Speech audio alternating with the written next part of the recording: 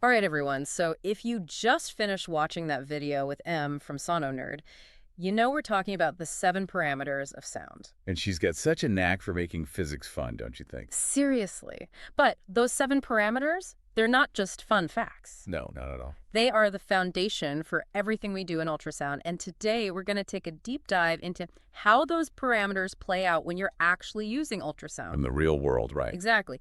Beyond just acing that physics test, this is about understanding how these concepts impact the images that we get and the diagnoses that we make. It's like those challenging cases Yeah. where you need to visualize a deep structure, or maybe you're trying to get a clear Doppler reading. Right. It all comes back to this. Mastering these parameters. Totally. That's what lets us get the information we need. Okay, so let's start with something I bet everyone's experienced. You know how a bass drum, that low rumble, it kind of hangs in the air way longer than a high-pitched cymbal crash? Oh, yeah, for sure. That right there, that's frequency and period. It is, and that's actually a great example of the inverse relationship between them. So explain what you mean by that. So lower frequency sound waves have a longer period, Okay. meaning they take longer to complete a cycle. Got it. And this is what allows them to travel further into the body. So they're like the marathon runners of sound waves? Yes, exactly. Okay, that makes total sense. Lower frequency for deeper penetration, but then do we sacrifice some detail because those waves are longer? Yeah, that's the classic trade-off in ultrasound. Longer wavelength, great for penetration, Right. but it can sometimes be at the cost of resolution. Huh. Interesting. It's like trying to draw a really detailed picture with a thick marker versus a fine-tipped pen. That's a great way to put it, yeah. So how do we find that sweet spot? What do we have to think about? Well, that's where our knowledge of the parameters comes in, Okay. and our experience. We can adjust the frequency on the ultrasound machine depending on the depth and the clarity we need. So it's not just one setting for everything. Right, each exam is different. And speaking of speed, that takes us to our next parameter, propagation speed, Okay. which is how fast those sound waves are zipping through, right? Shipping through the body, exactly. But I remember from that video that it's not a constant speed. It changes depending on what the sound is traveling through. You've got it, and this is so important. Okay. This is where understanding the physics really matters. Yeah. Sound travels faster through denser materials. Okay, so give me an example. Think about how sound travels faster through water than air. Right. It's the same principle with tissue, bone, much denser than, say, muscle. Yeah. It transmits those sound waves much faster. Okay, so why does that matter when we're scanning? Because the ultrasound machine, it relies on that propagation speed to calculate distances to create the images. Oh, wow, I never thought of it like that. It sends out a pulse, waits for the echo to return, and then uses the time difference along with the assumed speed of sound in tissue to say, okay, this structure is this far away. Oh, that's so cool. So if our assumed speed is off, our image will be off too. Exactly. It's like trying to judge how far away a lightning strike is based on the sound of thunder. If you don't factor in the speed of sound, you'll misjudge the distance. You got it. Okay, so let's talk about the power of sound. Okay. And by that I mean amplitude, power, and intensity are strength trio. All right. Let's break it down. Yes, please, because these always get a bit jumbled in my mind. That all about how big a sound wave is, right? Yes, exactly. Like the difference between whispering a secret and shouting from a mountaintop. You got it. Amplitude is the maximum displacement of particles in a medium. Okay. Kind of like how high a wave rises in the ocean. Okay. Power is the amount of energy transported by that sound wave. The muscle behind the sound. Yes. And intensity, that's the power per unit area, like focusing sunlight with a magnifying glass. Oh, yeah. Same energy, smaller area, bigger impact. Okay, now that makes sense. Okay, so amplitude is like the height of the wave, power is the muscle, and intensity is that focused energy. But how does that actually translate to what we see on the screen? So think of it this way. The stronger the sound wave, the brighter the echo when it bounces back from a structure. So something like bone, because it's really dense, that would reflect a stronger echo and look brighter on the image. Exactly. And something like fluid, on the other hand, would appear darker because it absorbs more of that sound energy. That makes sense, but I remember M saying something about those strength parameters getting weaker as the sound wave travels. Right. That doesn't sound ideal if we're trying to see things that are deeper. It's true. It's called attenuation. Okay. And it's a really important concept in ultrasound. Okay. As a sound wave travels through the body, it loses energy Okay. due to absorption, scattering, and reflection. So it's like that game of telephone.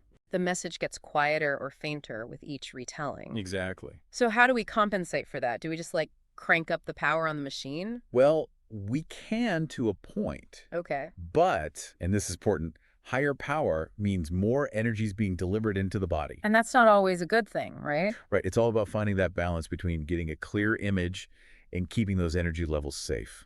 So it's really where the art of sonography comes in, Exactly. using your knowledge and experience to fine-tune. And that's why understanding these 7 parameters is crucial. Yeah. They're not just physics concepts. Right. They're tools that allow us to make these really important decisions about patient safety, image quality, ultimately an accurate diagnosis. It's like we've been talking about all these parameters individually, but they all work together, right? Yeah, they absolutely do. It's like a puzzle. It is, yeah. And once you see the connections, it's like you unlock this whole new level of understanding. Totally. So, for example, remember how we talked about lower frequencies being better for penetrating those deep structures? I do. Because those longer wavelengths are like those marathon runners, right? Yes, exactly. Now, let's say you need to see even deeper, but you're also dealing with a lot of attenuation because of the patient's body habitus. Okay, so what's the solution there? So you might be tempted to just crank up the power, but that's not always the best approach. Because we have to worry about safety. Right, and image quality. Okay. So instead of just increasing the power, you could think about lowering the frequency. Okay. Now remember, this might reduce your resolution. Right, that trade-off. Exactly. You might need to adjust other parameters like your focus or gain to compensate. So strategic. It is. You have to think about how each thing affects the other. Exactly. And speaking of interconnected concepts, there's another area where this is so important. Doppler ultrasound? It's true. Doppler is fascinating. It is. Now we're not just talking about still images anymore. We are actually measuring blood flow. We are. It's like we've leveled up. Yes, exactly. And every level up comes with new challenges and rewards, right? So Doppler ultrasound, it relies on the Doppler effect, which is basically that change in frequency we hear when something is moving towards or away from us, right? You got it. Like that classic ambulance siren example. Higher pitch as it comes towards you, lower pitch as it speeds away. Exactly. But instead of ambulances, we're using sound waves to track red blood cells. Oh, that's so cool. And then by analyzing the frequency shift in those echoes, we can figure out the speed and the direction of blood flow. Okay, so where do our 7 parameters come into play with this? It seems like there's a whole other layer of physics happening here. There is, but they're still important. Okay. For example, propagation speed. Right, how fast those waves are moving through. Exactly. It's crucial. But now we're not just using it to figure out distance, we're also using it to calculate the velocity of blood flow. Because if our assumed speed of sound is off, then our velocity measurements are going to be off too. Precisely. And then there's frequency. In Doppler, we're dealing with 2 different types of frequencies. The transmitting frequency from the transducer, and then the frequency shift because of those moving red blood cells. Okay, how do we keep those straight? Because that seems like it could get confusing. Okay, so think of the transmitting frequency as like your starting point. It's what we set on the machine. Okay. The frequency shift, that's what we're measuring. It's the difference between the transmitted frequency and the frequency of the echo after it's bounced back from those red blood cells. And that shift, that's what tells us how fast the blood is flowing. Yes, exactly. Now, here's where it gets interesting. The angle that the ultrasound beam hits the blood vessel actually affects the size of that frequency shift. The angle. So is that what the Doppler angle is? It is, and it's really important. Okay. Because you get the most accurate velocity measurements when the beam is parallel to the blood flow. So like aiming the ultrasound beam straight down the middle of the blood vessel. Exactly, but we don't always get that perfect alignment. Right, because our body isn't always positioned that way. And when the angle is off, those velocity measurements are less accurate. That makes sense. So how do we deal with that? Well, we can try to adjust the scanning technique to get as close to parallel as possible. Okay. We can also use angle correction. Most machines have that feature. Oh, cool. So even though we can't always get that perfect alignment, we have ways to account for it. We do, and that's why understanding the Doppler angle and how it affects our measurements is so important. So we've talked about how important that angle is for accurate Doppler readings.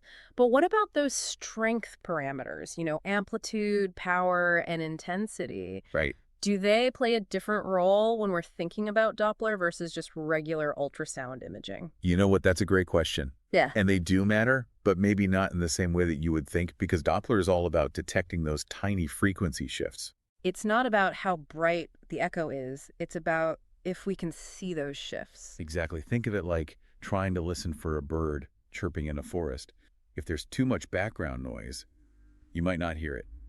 Okay, so our bird song is the frequency shift, and those strength parameters are kind of like adjusting the microphone sensitivity to pick up that subtle sound. Yes, that's a great way to think about it.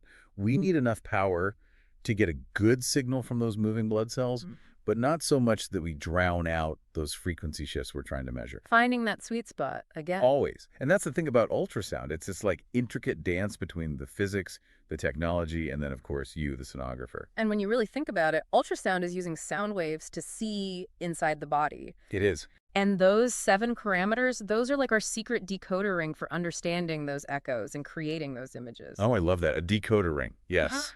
But just like any good decoder ring, it takes practice to use it well. So true.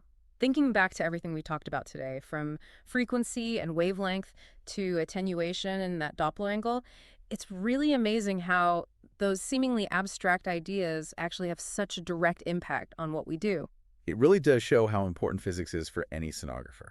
It's so much more than just memorizing a definition. You, It's about understanding how it all works together. right, and the more you understand these principles, the more equipped you'll be to do your best work, get those settings right, troubleshoot challenges, all to get the best images possible for your patients. That's what it's all about, right? So, as we wrap up our deep dive into the world of ultrasound physics, what's the one thing you want our listeners to take away? That ultrasound is always evolving, It's true, there's always something new to learn. always. So don't be afraid to ask those questions, challenge those assumptions, never stop learning. I love that. All right, dive buddies, that is a wrap on this deep dive into the fascinating world of ultrasound physics. Until next time, keep those brains curious and those sound waves flowing.